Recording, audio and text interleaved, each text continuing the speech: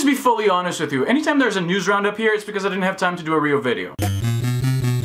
Black Panther comes out this weekend, and despite the fact that I have been suffering from superhero fatigue, I'm actually pretty excited about this one. The sci-fi concept of a nation that is in an area that has been historically kind of, not the best place to live in.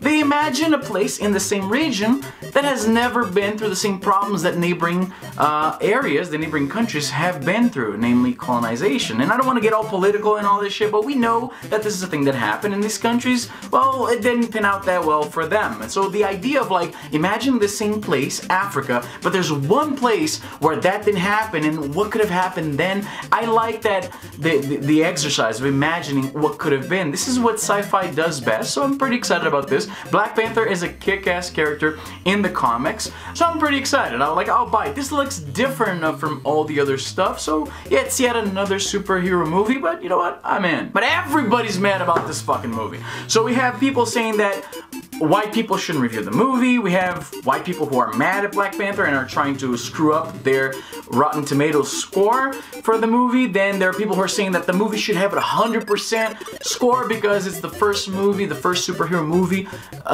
with a black character, which is obviously not true because these people always forget Steel, Blankman, Blade. There's a whole trinity of Blade movies, yet there's always people that come out of the woodwork saying that this is the first black superhero movie. Anyway, there are people yelling at both sides. There are people who are mad because this is, I've heard people saying that this is white genocide because there's one superhero movie with black people, and there's people that are saying that white people should not even watch. There should be screenings just for black people because I guess segregation is back in style.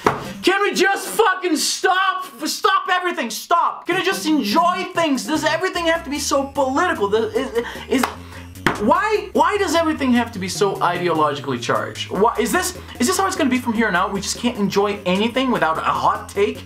Because this is exhausting, this is fucking exhausting! No wonder everybody's confusing on antidepressants, because you guys gotta fucking cool it, okay? It's a movie where this guy is a king, and he's rich, and he kicks people in the face, and he wears a cool suit. Let's just fucking enjoy things! God damn it!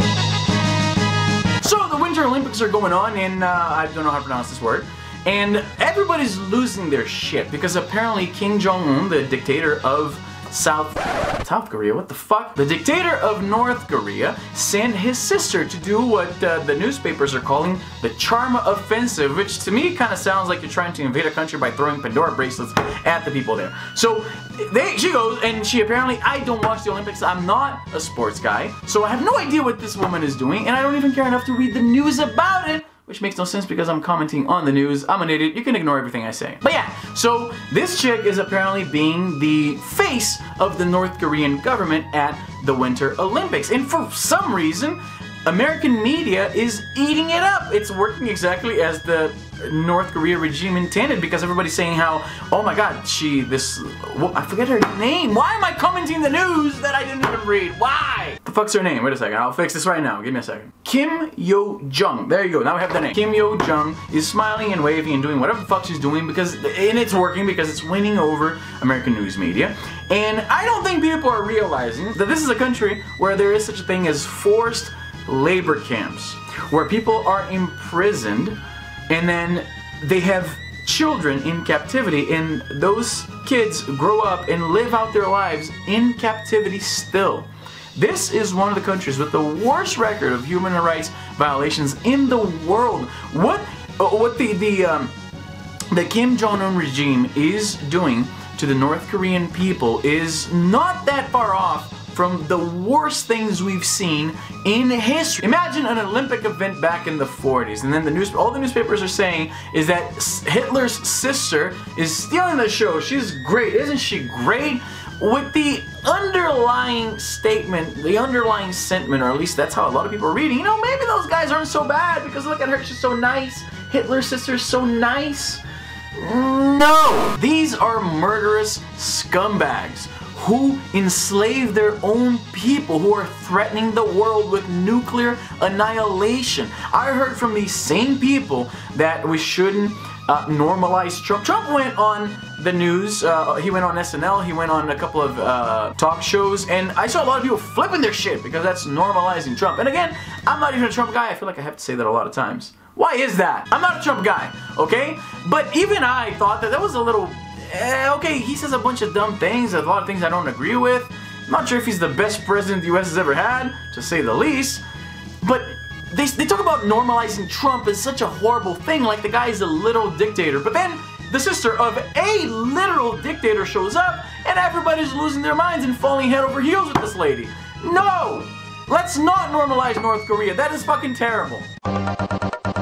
Remember Boston Dynamics? A couple of years back, they were known for videos such as this, where one of their robot dogs walks around and gets generally treated like shit. People kick him and they put banana peels down to see how he handles himself. Well, they show up with their new thing, the Spot Mini, which is a new and improved version of that dog robot. I gotta tell you, on one hand, the sci-fi nerd in me appreciates the fact that we're finally getting robots. I saw them for so long in movies and in comic books and everywhere else in video games and all the cool worlds that I don't get to experience because reality is actually a boring, soul-crushing place to be.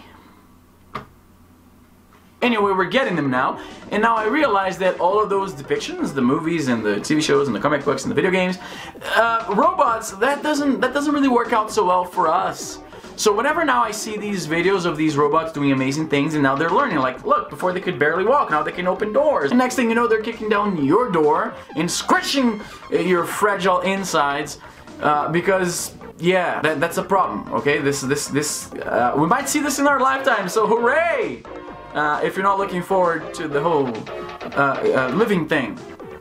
We got Boston Dynamics to thank for that, and I guess Google because they bought them in 2013. Anyway, I gotta go back to work. I'll see you guys next time. And don't forget to subscribe, like, share, all those things. Apparently I have to tell you because if I don't, you guys don't subscribe, so this is a thing we have to, right? Like, anyway, I'll see you guys next time.